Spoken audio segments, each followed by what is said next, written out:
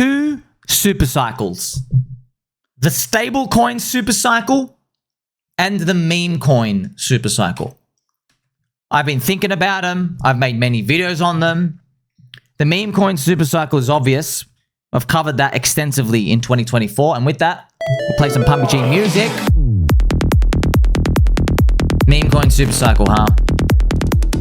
We know where it's come from, right? We made a lot of tech utility coins in crypto. Unfortunately, more and more share of the coins went to insiders and grifters and the team and less to the community. So the people had a backlash and they said, you know what? Because you're not giving any coins to the community, we're literally not going to buy your coin at all because you open at like 500 million market cap.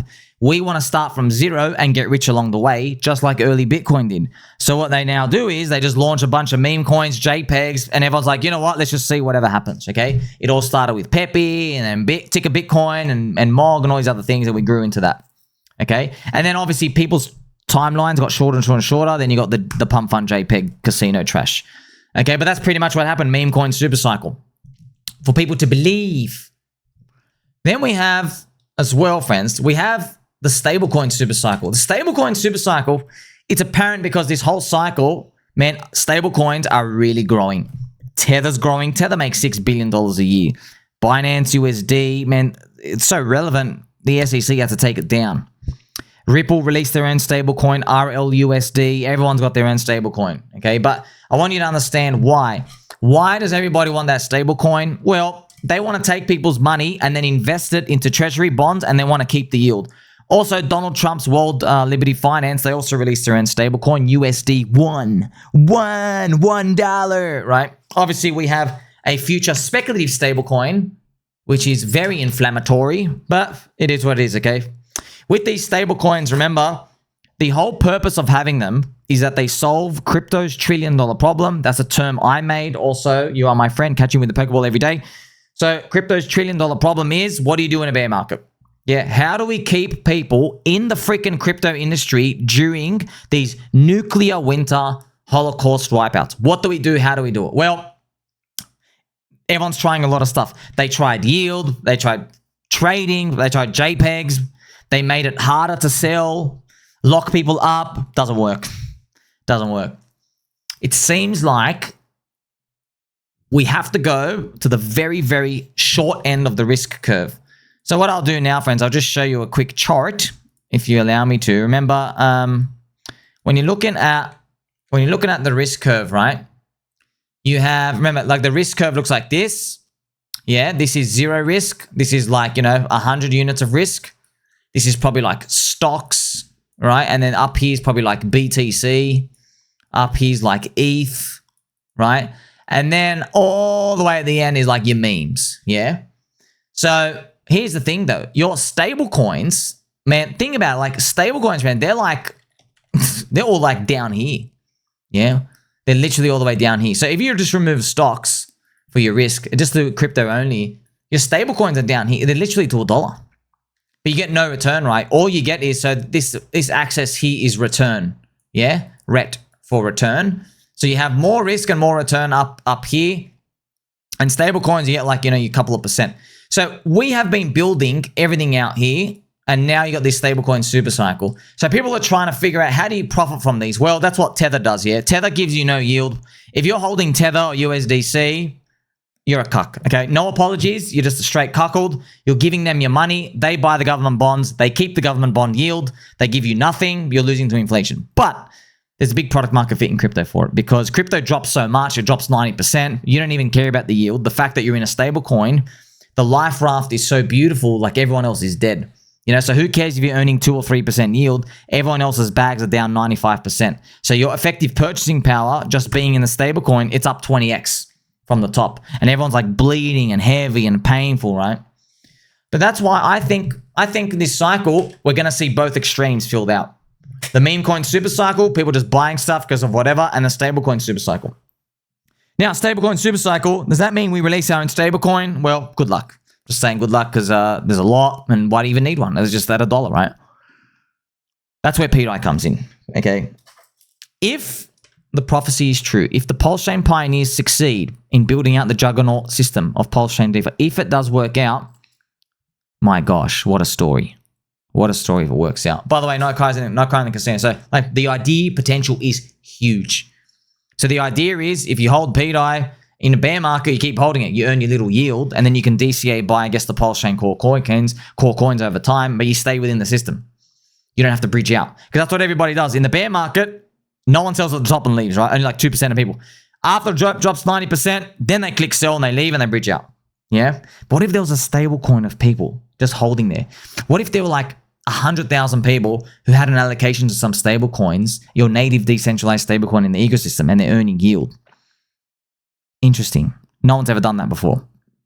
No one's done that. Not native to a chain. We have pDAI, but that has a blacklist function. Why?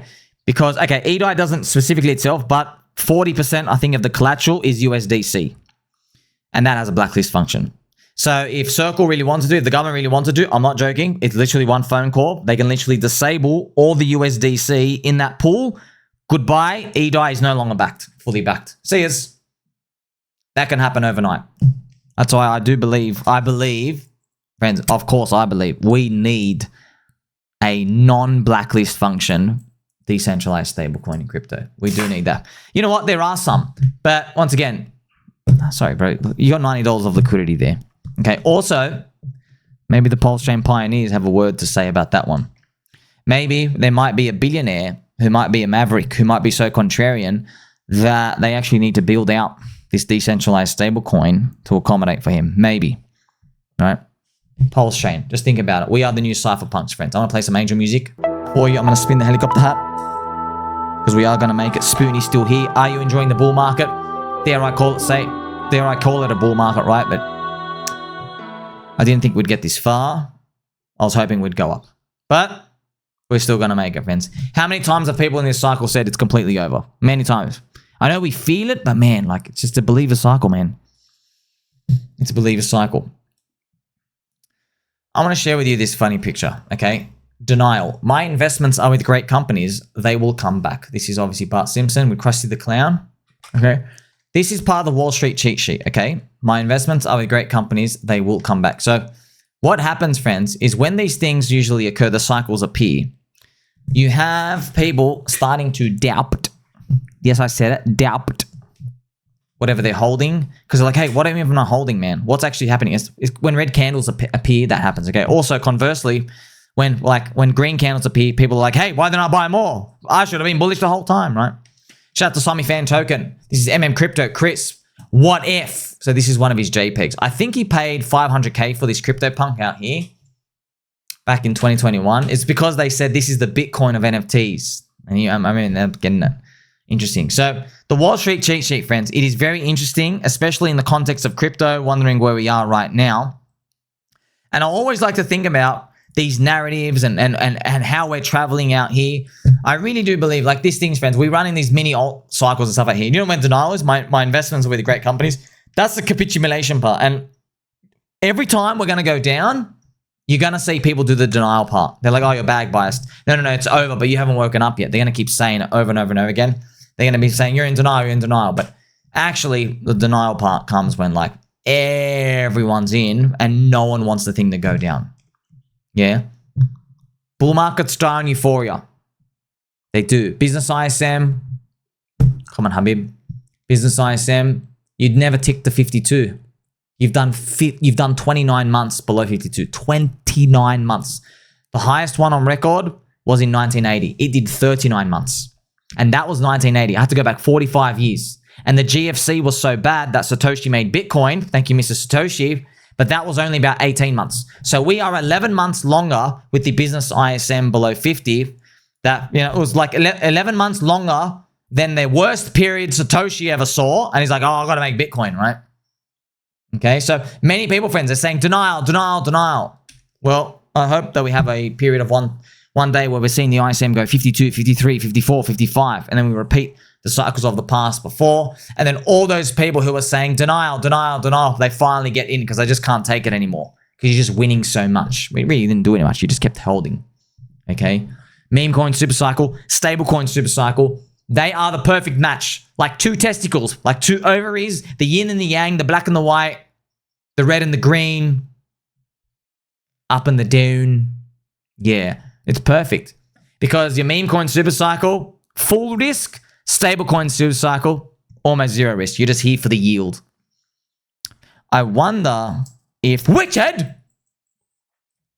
will be able to give those stablecoiners some nice, sexy yield. By the way, if you're in for the StableCoin SuperCycle, you're effectively putting your US bank account into crypto. That's what we need to be. That's the future of crypto. Once we get everybody's bank account in crypto, which is their wallet, then they can start swapping and moving stuff around. Now we actually have the new real economy that's actually stacking up right now. See, it's ready, but we need more people in. Okay, that's the ultimate goal, friends. Once we get those stablecoins, we need those people in, because think about it like this. Everyone out there in the world, we can take 4 or 5 year risk. Okay, we're here for the stablecoin, for the meme coins and altcoins and stuff. Okay, people out there in the world aren't. Yeah, they've already seen meme coins and Bitcoin. They don't want to touch it because they're too scared of risk. So you got to give them the shortest risk stablecoins, because they're like, oh, I'm getting 2% in my bank account. I'll put my $10,000 and earn 7% here. I'll put my $100,000, and people will do that. They'll put their $100,000 and they'll earn 7% instead of 1%. That's big, man. Because if you get 7% yield on your stablecoin somewhere here for a year, you're going to earn $7,000. Whereas in the bank, you're going to get $1,000. That's an extra $6,000. That's $500 extra a month. I mean, like, wow, I'll just hold it and I'll do nothing. Yeah, see, but they're coming in for their stablecoins. Yeah, they got to get the yield. Where's the yield come from? Well, it's going to be a very interesting continuation of the cycle, isn't it? Like, subscribe, belly button, all. Don't forget he loves you. Catch you soon.